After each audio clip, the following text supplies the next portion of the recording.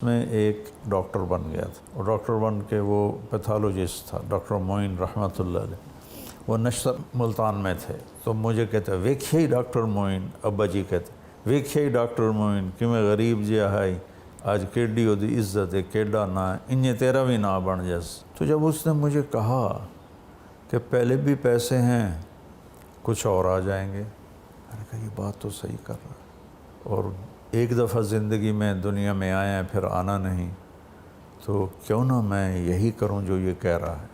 بھائی یہ جی وہ بندہ میرا ٹرننگ پوائنٹ بنا، ورنہ میرا کوئی ارادہ نہیں تھا علم کی لائن میں آنے کا۔ تو پھر میں رائمنڈ میں گیا جو مجھے داخل کر لیں، تو انہوں نے کہا والدین کو راضی کرو۔ مجھے پتہ تھا والد تو ناراض۔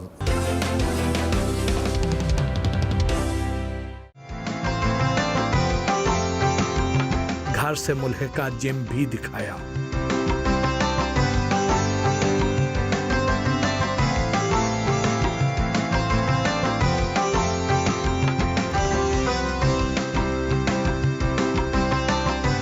ان سے ان 4 مہینوں میں رابطہ ہوا نہیں ہوا؟ کیسے آپ نے انہیں قائل کیا؟ انہیں 4 مہینوں میں سے کے بعد کی بات ہوئی ہے، تو انہوں نے کہا کہ ہماری شرط ہے والدین کو راضی کرو۔ میں نے کہا وہ تو راضی نہیں ہوں گے، ابھی یہ ٹاپک چھڑا ہی نہیں تھا، لیکن مجھے پتہ تھا کہ وہ ہمارا خالص جانگلی ماحول ہے، جانگلی تھا، اور مولوی جو ہوتا تھا امام مسجد کم ہی ہوتا تھا ہمارا، تو لہٰذا مجھے پتہ تھا کہ وہ جب میں کہوں گا میں نے مولوی بننا ہے تو ان کے سامنے کم ہی آ جائے گا، اور ادھر ڈاکٹر اتنا بڑا ایم ہے تو وہ تو کبھی مانیں گے نہیں، تو انہوں نے انکار کر دیا۔ پھر میں آیا 1972 فروری کے مہینے میں، 4 مہینے پورے کر کے گاؤں۔ بڑی عید 2 دن بعد تھی، عید پہ ہماری ساری فیملی کہیں بھی ہو وہ عید پہ گاؤں اکٹھے ہو جاتے ہیں، اور بڑی اچھی ہماری عید ہوتی ہے، بڑی اچھی سیلیبریشن ہوتی ہے،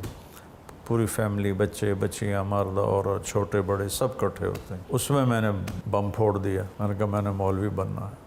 یا اللہ یا اللہ، ایک طوفان اٹھا، جیسے پانی میں کوئی بہت بڑا پتھر پھینکا جائے تو اسے اٹھتے ہیں اس کے دور دور تک اس کی لہریں، ایسے لہر اٹھ گئی، غصہ اور لڑائیاں اور جھگڑے۔ اور محسن میاں میں حیران ہوتا ہوں کہ میری 18.5 سال عمر تھی اور میرے آگے جابر جاگیردار تھے، میں نے کیسے فیس کیا میری سمجھ نہیں آتی۔ باپ کو، تائے کو، چاچوں کو، عزیزوں کو، رشتہ داروں کو، پھر ابا جی کے دوستوں کو، وہ سارے اتنی ہائی پرسنالٹی کے لوگ، اور میں 18.5 سال اور 50 کلو میرا وزن تھا ٹوٹل۔ کس طرح میں اپنے مسجد کے ساتھ ایک بلڈنگ دیکھی، جی جی جی، یہ ہمارے تایا کا ڈیرہ ہے۔ ہاں ہاں، ٹھیک ٹھیک۔ تو جب ہمارے تایا زندہ تھے تو شام کو سارے ان کے احترام میں ڈیرے میں وہاں کٹے،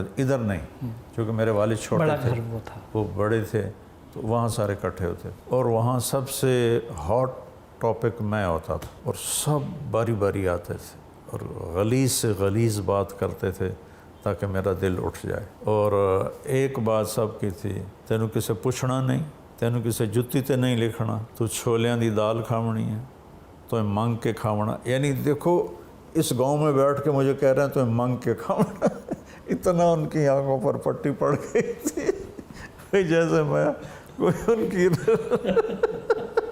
تو منگ کے کھاونا، تو بھوکا مرنا، تینوں کسے پوچھنا کوئی نہیں۔ اور ہمارا حالانکہ بڑے ذمہ دار تو آپ نے پھر بھی رہنا ہی تھا۔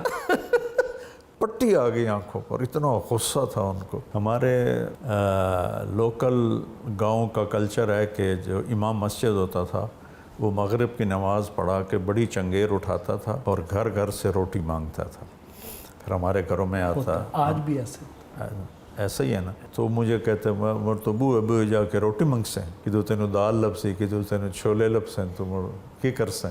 میں نے کہا بس ٹھیک، مجھے منظور ہے۔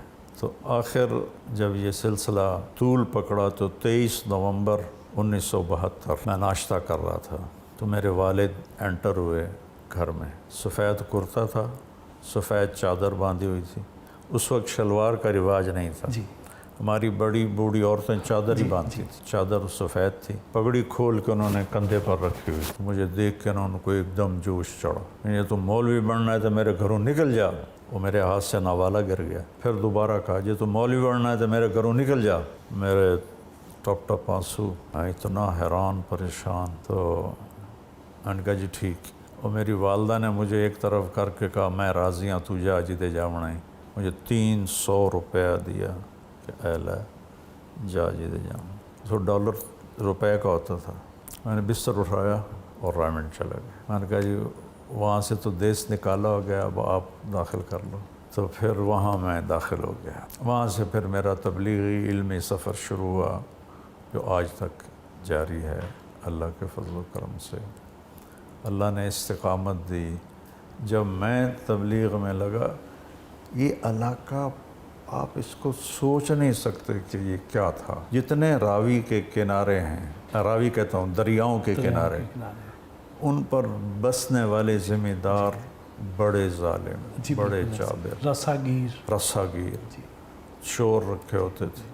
اور وہ چور ہمارے بزرگوں نے بھی رکھے تھے، لیکن ہمارے بزرگ چوری لیتے نہیں تھے، صرف دشمنی کی چوری کرواتے تھے۔ باقی یہاں کچھ قومیں تھیں جو چوری کروا کے ہضم بھی کرتی تھی، لیکن ہمارے بزرگ چور رکھے ہوئے تھے لیکن دشمنی پر۔ اس مجھ کھول لو، اٹھ کھول لو، گھوڑا کھول لو، وہ بڑی بےزتی ہوتی تھی۔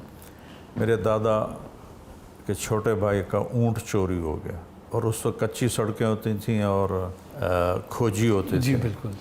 میرے دادا رحمۃ اللہ علیہ بہت بڑا نام تھا ان کا پورے ضلع میں، میاں عنایت علی۔ وہ یہاں سے کھوجی کو لے کے چلے اور چلتے چلتے چلتے چلتے ڈیرہ غازی خان اور اس سے آگے چوٹی تک اس ڈیرے پہ پہنچے جہاں وہ اونٹ بندھا کھڑا تھا۔ تو وہاں جو بلوچ بیٹھا تھا زمیندار، ان کے پاس ان سے کہا جی ہم اس طرح ہم آئے ہیں، یہ اونٹ ہمارا ہے، ہمیں واپس کر دیں۔ وہ کہنے لگا میں نے پتہ ہے یہ چوری دا ہے، پر میں آج تک کدی چوری واپس نہیں کی تھی، جاؤ بھاج جاؤ۔ تو وہ میرے دادا چپ ہو گئے، نوجوان تھے اس وقت۔ وہ تھوڑی دیر بعد کہتا کتھوں آئے ہو؟ میرے دادا نے کہا تلمبا سے آئے۔ وہ کہنے لگا میاں گانے نو جاندا ہے؟ میرے دادا نے کہا میاں گانے دا میں پتر ہاں۔ اس نے کہا اچھا۔ کھڑا ہو گیا، اس کو ملا، کہا تیرے پیو دا تو میرے تے احسان ہے، ایک اٹھ بھی لے جا تو ایک میری طرف تحفہ بھی لے جا۔ 2 اونٹ دیے اس نے۔ نے کہا کی احسان ہے؟ اس نے کہا میں نے تلمبا پولیس نے پکڑ لیا، تھانے ڈک دیتا۔ میں سپاہیاں کو پوچھا بھئی تھانے کہندی چل دی؟ تو انہاں کہا میاں گانے دی چل دی۔ تو میں کسی سپاہی دے محنت ترلا کر کے تے انہوں میں کہا میاں گانے نو آ کے پردیسی تینوں ملدا ہے۔ میرے وہ پردادا تھے، بہت بڑا نام تھا ان کا۔ تو وہ تشریف لے گئے گھوڑے پر، تو کہنے لگے میں تیرے پیو نو آکھیا میں چور تو ہاں اور تیرے علاقے دا نہیں ہے، اتھے میں کوئی چوری نہیں کی تھی۔ تو میرے پردادا نے کہا تھانے دار سے اس کو چھوڑ دو۔ تو اے تیرے پیو میں نے چھڑایا ہے، اپنا بھی لے جا ایک میرا بھی لے جا۔ تو یہ کلچر تھا ہمارا۔ اس میں میرا اس طرف جانا یہ میرے رب کی قسم معجزہ ہے، اور اس کی رحمت ہے، اس کا کرم ہے، اس کا فضل ہے۔ پھر میرے استادوں کی دعائیں ہیں، یہ میرے بڑے محترم پیارے استاد ہیں۔